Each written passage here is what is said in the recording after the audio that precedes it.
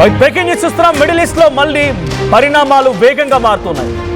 ఏ క్షణమైనా మళ్ళీ భీకర యుద్ధం మొదలయ్యే అవకాశం ఉంది. ఇప్పుడు ఇన్సిడెంట్ ఏంటంటే రష్యా నుంచి ఒక విమానం టెహరాన్కి వెళ్ళింది.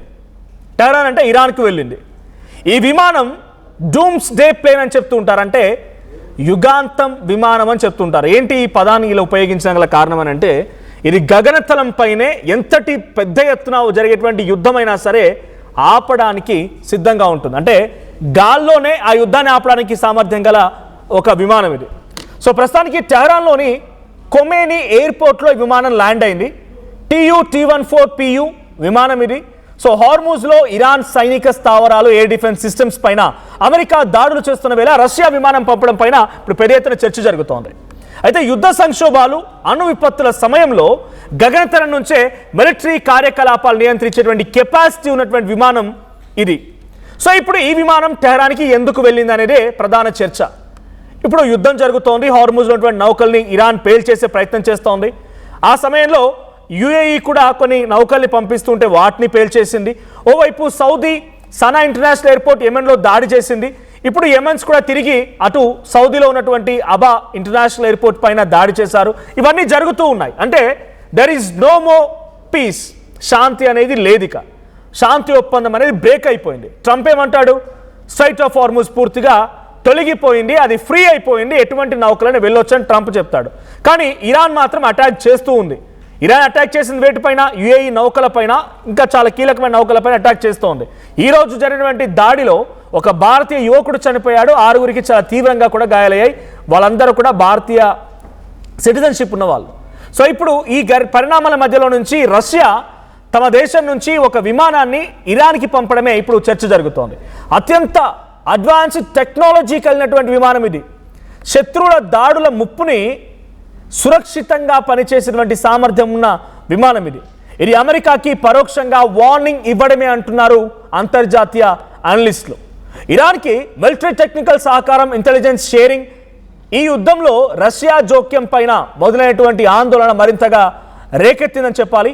సో యుద్ధం మరింతగా తీవ్రమయ్యే అవకాశాలు కూడా ఉన్నాయి. సో జనరల్గా యుద్ధం మొదలైన నాటి నుంచి కూడా నిజంగా ఇరాన్ ఇండివిజువల్గా ఈ దేశాలన్నింటినీ ఢీకొట్టగలిగిందా, ఈ దేశాలన్నింటినీ కూడా సమర్థవంతంగా తిప్పికొట్టగలిగిందా అంటే without the support of any nation Iran ఇది చేసి ఉండకపోవచ్చు.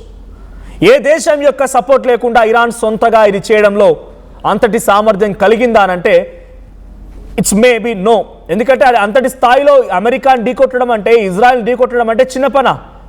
ఇదొకటే కాదు, గల్ఫ్ దేశాల్లో కూడా ఆందోళన రేకెత్తించే విధంగా గ్యాస్ స్టేషన్లు, రిఫైనరీ స్టేషన్లు, అక్కడ ఇన్ఫ్రాస్ట్రక్చర్, ఎయిర్పోర్ట్లు, ఎయిర్ బేసెస్, మిలిటరీ క్యాంప్స్ ఇవన్నీ కూడా కిల్ చేస్తోంది ఇరాన్. అంటే not a single nation can do this type of war.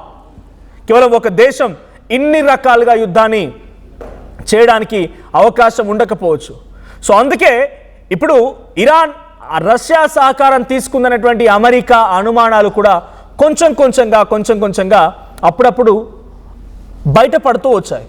So ఇరాన్కి America ఏ రకంగా అయితే దాడి చేసి తిప్పికొట్టాలనుకుంటుందో, డైరెక్ట్గా ఇండైరెక్ట్గా అమెరికాని ఇప్పుడు రష్యా కూడా ఒక రకంగా శత్రువుగా భావిస్తోంది. బికాజ్ రష్యా ఉక్రెయిన్ వార్లో ఉక్రెయిన్కి అమెరికా సహకరించింది.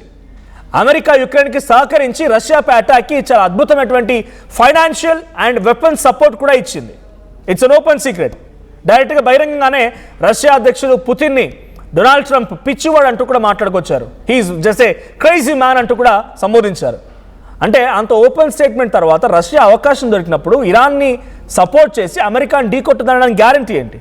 సో అదే ప్రయత్నం జరిగింది. ఆ ప్రయత్నంలో భాగంగానే చాలా ముమ్మరంగా ఇరాన్ డైరెక్ట్గా కొన్ని వెపన్స్ అందించే ప్రయత్నం చేసింది త్రూ ఎయిర్వేస్, అంటే గగనతలాన్ని ఉపయోగించి కొన్ని వెపన్స్ అందించే ప్రయత్నం చేసింది. అదొక్కటితో ఆగకుండా, ఇఫ్ ఎట్ ఆల్ మీ చేతిలో స్మార్ట్ ఫోన్ కనుక ఉండుంటే open your smart phones and మీరు Iran and Russia map open చేయండి, వరల్డ్ మ్యాప్ ఓపెన్ చేయండి. ఇరాన్ పైనే మీరు చూడొచ్చు అజర్బైజాన్ అండ్ తుర్మెనిస్తాన్. దీని పక్కనే కాస్పియన్ సీ అని ఉంటుంది.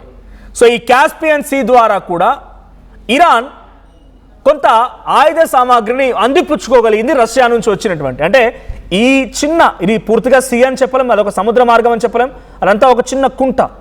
సో అదొక చిన్న సరస్సు లాంటిది. ఆ సరస్సు లాంటిది చాలా పెద్ద 2-4 దేశాల మధ్యలో ఉంది కాబట్టి ఆ 4-5 దేశాల మధ్యటువంటి ఈ సరస్సును ఉపయోగించి ఇరాన్ కొన్ని వెపన్స్ని ఇంపోర్ట్ చేసుకోగలిగింది. సో మీరు విజువల్లో చూడొచ్చు, జూలై 13, 2026. సో జూలై 13, 2026 నిన్న మాస్కో నుంచి టెహరాన్కి ఓ విమానం వచ్చింది. ఆ లైన్ మీరు చూస్తున్నారు, ఒకసారి పీసీఆర్ హోల్డ్ చేయండి. So July 13, 2026 hold on.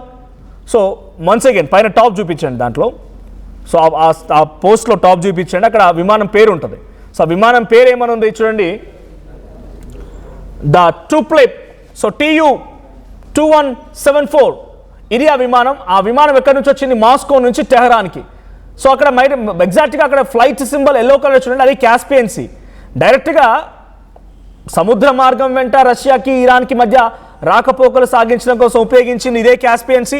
At the same time ఇప్పుడు గగనతలం ఏరోప్లేన్ ద్వారా కూడా తమకున్నటువంటి సామర్థ్యాన్ని మాస్కో ఇరాన్కి అందజేస్తోంది. ఎగ్జాక్ట్ ఆ విజువల్ చూస్తున్నారు, Russia doomsday plane lands in Iran, ఇది ఆ పోస్ట్ రైట్. సో మాస్కో నుంచి టెహరాన్కి ఒక విమానం వచ్చింది, TU-214PU, ఇది ఆ ఎయిర్క్రాఫ్ట్ నెంబర్. ద టుప్లో TU-214PU, an aircraft that can serve as a survivable airborne command and control center landed in Tehran. So Russia మరింతగా ఇరాన్కి సహాయ సహకారాలు అందిస్తోంది. ఇరాన్ కూడా ఈ యుద్ధంలో చాలా తీవ్రంగా నష్టపోయింది. ప్రతి సందర్భంలో ఎయిర్ డిఫెన్స్ సిస్టమ్ కోల్పోవడం కానీ, మిలిటరీ క్యాంప్స్ కానీ, ఇంకా చాలా కీలకమైనటువంటి స్థావరాలని ఇరాన్ కోల్పోతూ వచ్చింది. ఇరాన్ పైన అమెరికా దాడి చేసినప్పుడల్లా చాలా బిగ్గెస్ట్ బ్లాస్ట్లు అవన్నీ కూడా ఇలా జరుగుతూ వచ్చాయి. ఇదే తరుణంలో ఇరాన్ కూడా చాలా తీవ్రంగా నష్టపోయింది. ఇప్పుడున్న సిచ్యువేషన్లో ఇరాన్ పైన మళ్ళీ అమెరికానో ఇజ్రాయెల్లో కనుక యుఏఈ కూడా చెప్తోంది, we will attack on Iran అని. నిన్న ఏదైతే నౌకల్ని, నేషనల్ షిప్స్ని ఇరాన్ పేల్చేసిందో దానికి ప్రతీకారంగా యుఏఈ కూడా మాట్లాడుతూ we will soon attack on Iran, ఇది వాళ్ళ స్టేట్మెంట్.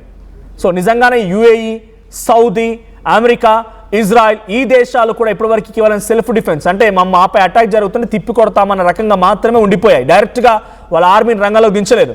అమెరికాకు సహాయం చేస్తున్నాయి మహా అయితే, ఇజ్రాయెల్కి సహాయం చేస్తూ వచ్చాయి, కానీ డైరెక్ట్గా వార్లోకి ఎంట్రీ ఇవ్వలేదు. ఇప్పుడున్న సిచ్యువేషన్ చూస్తూ ఉంటే వార్లోకి డైరెక్ట్గా కనుక ఈ దేశాలు కూడా ఎంట్రీ ఇస్తే డెఫినెట్గా ఇరాన్ ఒక భయంకరమైనటువంటి యుద్ధాన్ని చవిచూడాల్సి వస్తుంది. కాబట్టి ఇరాన్ సిద్ధమవుతోంది, రష్యా నుంచి సహాయ సహకారాలు తీసుకుంటోంది. అందులో భాగంగానే ఒక యుగాంతం విమానం, దాని పేరే యుగాంత విమానం అంటుంటారంట. సో డూమ్స్డే ప్లేన్, ఈ డూమ్స్డే ప్లేన్ అక్కడ టెహరాన్లో ల్యాండ్ అయినప్పుడే యుద్ధాన్ని మరింతగా రేకెత్తించబోతున్న సమయంలో ఉపయోగించడం కోసం ఇరాన్ తమ బలాన్ని సమకూర్చుకుంటుంది అనే రకంగానే అర్థం చేసుకోవాలి. సో ఇప్పుడు టెహరాన్కి రష్యా విమానాన్ని వెళ్ళిందని అంటే దీనిపై చర్చ జరుగుతున్న సమయంలో చర్చ పెద్దగా అంటే దాంట్లో ఎటువంటి వెపన్స్ వచ్చాయి, ఏ రకమైన సహాయ సహకారం రష్యా ఇస్తుందనే దాని మీద చర్చ. కానీ రష్యా ఇరాన్కి సహాయం అందించడానికి సిద్ధమైందనేది మాత్రం దాంట్లో నో డౌట్ ఎట్ ఆల్. కేవలం ఏ వెపన్స్ వచ్చాయి, ఏ రకమైన సహాయం అందిస్తోంది అనేది మాత్రమే ఒక బిగ్గెస్ట్ క్వశ్చన్ మార్క్. అంతేగాని వెపన్స్లో ఎందుకు వచ్చింది, ఏ రకంగా వచ్చింది ఇవన్నీ కూడా maybe that's not a biggest topic. So present ఇప్పుడు రష్యా నుంచి వచ్చినటువంటి ఇరాన్ ఏ యుద్ధ నౌకల్ని, ఏ రకమైనటువంటి యుద్ధ సామాగ్రిని ఇరాన్కి అందించింది, ఎటువంటి సహకారం అందించింది, కేవలం వెపన్స్ వరకే పరిమితం అవుతుందా, ఫైనాన్షియల్ అసిస్టెన్స్ ఉంటుందా, ఎటువంటి అసిస్టెన్స్తో ఇరాన్కి రష్యా సహకరిస్తోంది. పుతిన్ అలీ ఖమేనీ మరణం తర్వాత కూడా కొంత ఇరాన్కి అన్ని రకాల సహాయ సహకారం అందించడంతో పాటుగా ఇజ్రాయెల్ కూడా హెచ్చరించారు ఒకనొక సిచ్యువేషన్లో యుద్ధాన్ని ఆపడానికి కూడా ఒక ఇనిషియేటివ్ స్టెప్ తీసుకోవడానికి సిద్ధమయ్యాడు. కానీ అమెరికా ఎప్పుడైతే ఇన్వాల్వ్ అయిపోయి యుద్ధాన్ని మరింతగా రెట్టింపు చేసిందో పుతిన్ కూడా విడుదలుచుకోలేదు. ఇక ఎలాగైనా సరే ఇరాన్ పోరాడుతానంటోంది, ఎస్ నా వంతుగా నేను సహాయం చేస్తాను ఇరాన్కి అనే రకంగానే ఫిక్స్ అయిపోయారు.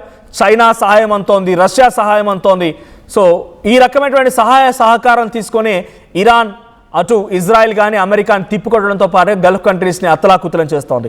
మరి ఇప్పుడు వచ్చినటువంటి ఈ విమానం, ఈ డూమ్ డే ప్లేన్, సో యుగాంత విమానం ద్వారా ఎటువంటి యుద్ధ సామాగ్రి అందుకుంది ఇరాన్ బలం ఈ రష్యా విమానంతో ఇంకా ఎంత మేరకు పెరిగింది, ఏ రకమైనటువంటి సహాయ సహకారం అందుకొని ఇరాన్ మళ్ళీ యుద్ధ క్షేత్రంలోకి దిగబోతోంది, యుద్ధం ఏ రకంగా మారబోతుంది తలుచుకుంటేనే కొంత ఆందోళన కలిగిస్తోంది.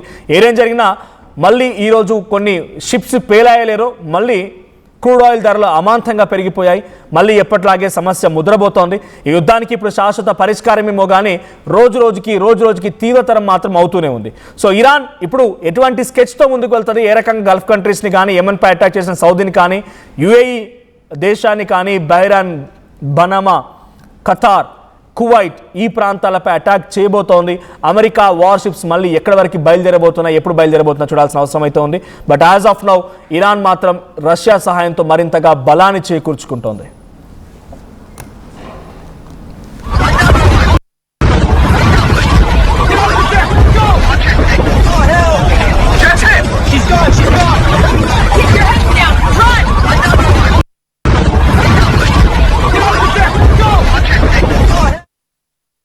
Tournament mundu paint Anurag University, be everyone you dream to be. At KLA Global Business School, we turn the students of today into the leaders of tomorrow. Global KL Business School. అందరికీ నమస్కారం. నేను మీ అనసూయ భరద్వాజ్. ఆషాఢ మాసం సందర్భంగా మన కాసం fashions AP and తెలంగాణలోని 24 stores లో సరికొత్త offers తో మీ ముందుకు వస్తుంది. అంతేకాకుండా ఈ ఆషాఢ మాసంలో మన ప్రత్యేకత కిలో చీరలు కొనండి, అరకిలో చీరలు ఉచితంగా పొందండి. Pure in its form with grace made noble.